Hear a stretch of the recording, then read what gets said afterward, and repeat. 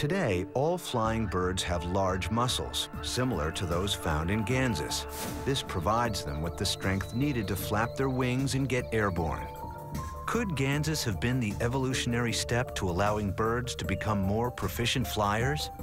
This guy would have had pretty big pecs, you know, been able to flap his arms with quite a bit of force and probably was a pretty good flyer. The large breastbone that strong flight muscles could attach to is clearly seen in ganses, as well as fused wrist and hand bones, a short bony tail, and fused ankle and foot bones, also traits in most modern birds. All these features transformed these early flyers from a reptile that could get airborne to a radical new lineage that would spend the majority of its time in the air. Ganses was probably an excellent flyer, probably as good a flyer as are many types of modern birds. Birds are one of the most successful groups of vertebrates, but in order to survive in a new environment, major anatomical changes had to be made. What was useful on the ground would hold them back in the sky. When birds gained the ability to fly from dinosaurs, it came with some costs. They had to lose a few things. The most obvious of which is probably that they don't have any more hands.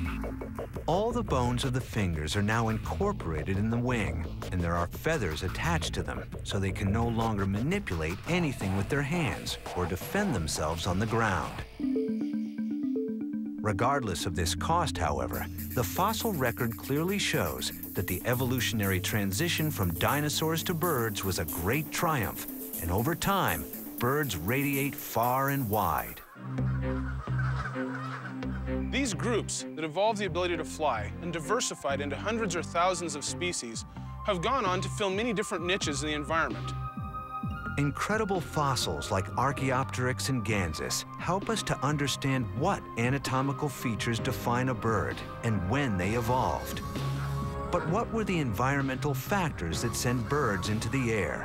When we're trying to examine the origin of flight, of bird flight, we need to answer a couple of questions, and perhaps the biggest one is what were the selective forces driving birds into the air? What was happening down on the ground that turned two-footed feathered dinosaurs into masters of the skies? Fossil record, we know that birds that were capable of flight evolved from dinosaurs over 140 million years ago. But the biggest mystery of all still remains. What forces would have driven land-based creatures to take to the skies? When somebody asks what was the behavior of a fossil, of course, we're reaching in to an area of speculation, to say the least.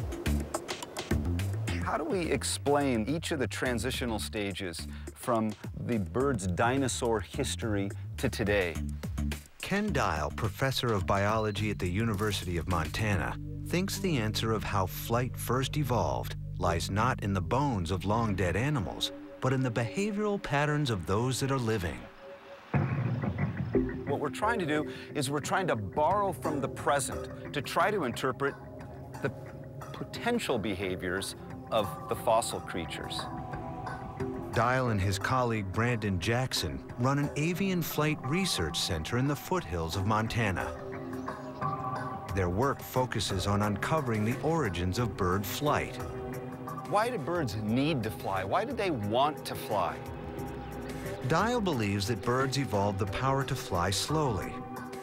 Over time, environmental pressures like escaping predators pushed them towards the sky, and various physical adaptations allowed them to get there. If this is true, claims Dial, many birds may still be hardwired with the behavior of their land-dwelling ancestors inside. In other words, if given the choice between using their wings or their feet, birds will choose to remain on the ground.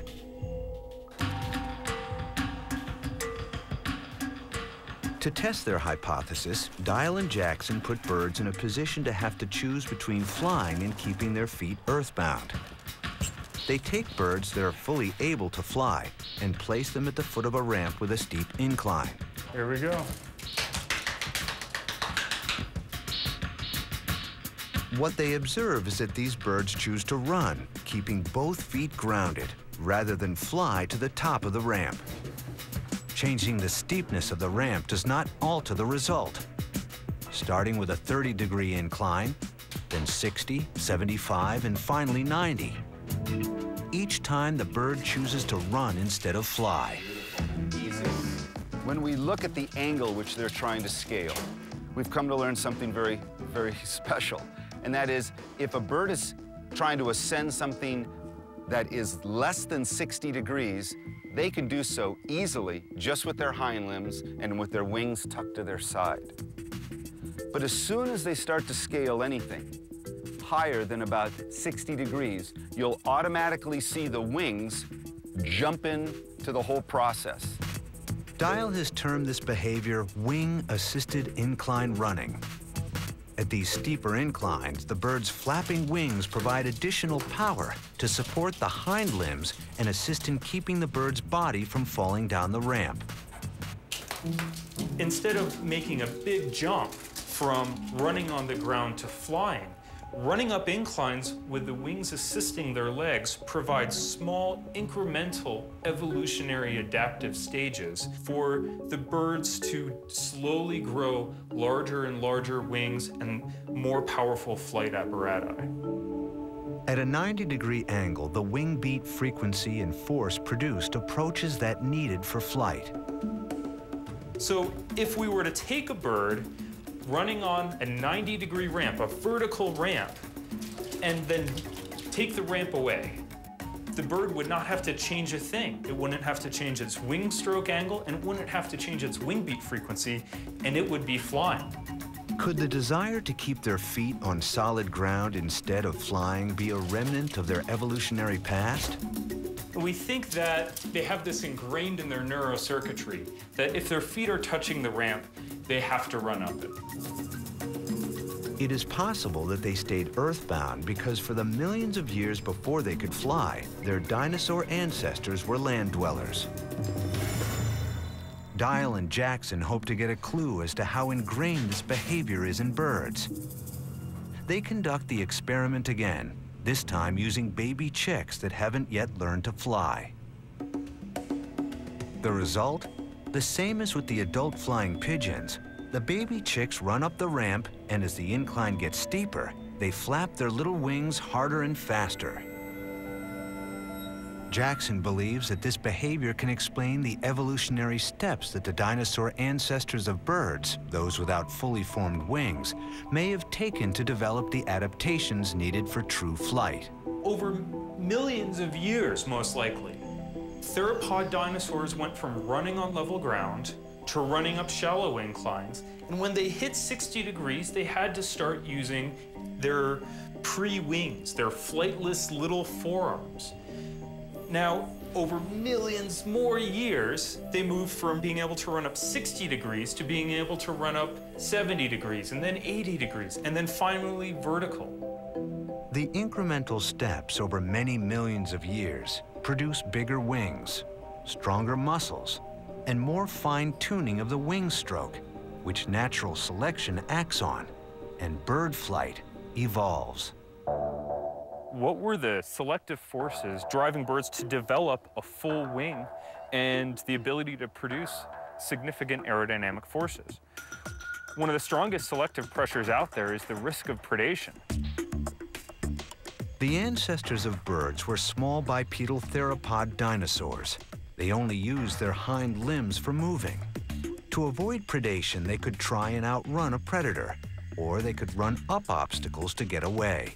By gaining some kind of elevated refuge, they are safe. Over time, the chase between predator and prey grew more intense. And to get away, these small theropods had to develop the ability to run up steeper and steeper inclines to escape, until they had the power needed for flight. Once in the air, away from the predators below, birds could also take advantage of other benefits, such as more diverse and readily available food sources. Flight allows birds to exploit niches that non-flying animals cannot exploit. The ability to soar over a prairie and hunt for small rodents like hawks and eagles do is only available as a niche to flying animals. Dial's experiment may have finally proven how and why birds first took to the sky. But how do they defy the laws of gravity and stay up there?